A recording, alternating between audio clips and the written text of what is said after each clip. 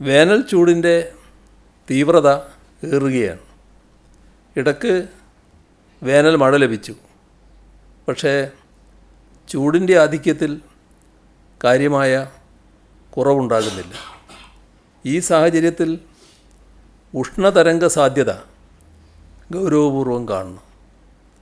ഉഷ്ണതരംഗം നേരിടുന്നതിൻ്റെ ഭാഗമായി ആവശ്യമായ ബോധവൽക്കരണ പ്രവർത്തനങ്ങൾ നടത്തുകയും പൊതുസ്ഥലങ്ങളിൽ ആവശ്യമായ സൗകര്യങ്ങൾ ഒരുക്കുകയും ചെയ്യും.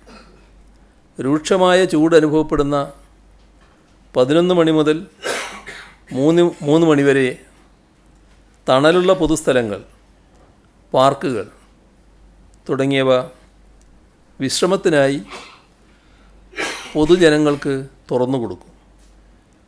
ഉഷ്ണതരംഗവുമായി ബന്ധപ്പെട്ടുണ്ടാകുന്ന ആരോഗ്യ പ്രശ്നങ്ങൾ നേരിടുന്നതിന് എല്ലാ ആശുപത്രികളിലും ഹീറ്റ് ക്ലിനിക്കുകൾ ആരംഭിച്ചിട്ടുണ്ട്. കഴിഞ്ഞ വർഷം ആകെ 1444 കേസുകളാണ് ഉഷ്ണതരംഗവുമായി ബന്ധപ്പെട്ട് സ്ഥിരീകരിച്ചിരുന്നത്. ഈ വർഷം ഇതിനോടകം 156 കേസുകൾ സ്ഥിരീകരിച്ചിട്ടുണ്ട്. ഇവയിൽ കൂടുതലും പാലക്കാട് ജില്ലയിലാണ്. അതുകൊണ്ട് പാലക്കാട്, കാസർഗോഡ് ജില്ലകളിൽ താപനില കൃത്യമായി മോണിറ്റർ ചെയ്തുള്ള പ്രവർത്തനങ്ങൾ നടപ്പാക്കും.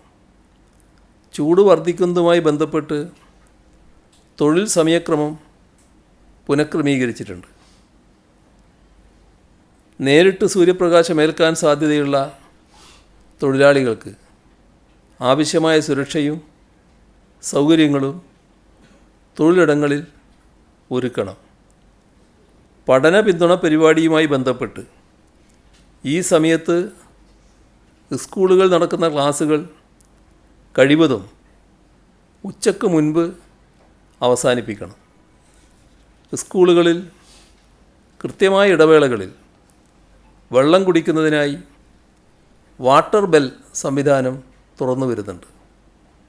ഉഷ്ണകാലത്ത് വന്യജീവികൾക്ക് കാട്ടിനുള്ളിൽ ആവശ്യത്തിന് ജലലഭ്യത ഉറപ്പാക്കുന്നല്ല നടപടികൾ സ്വീകരിക്കും.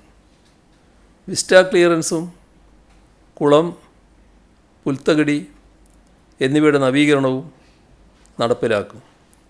വനത്തിനുള്ളിൽ ഫലവൃക്ഷങ്ങളും നടും.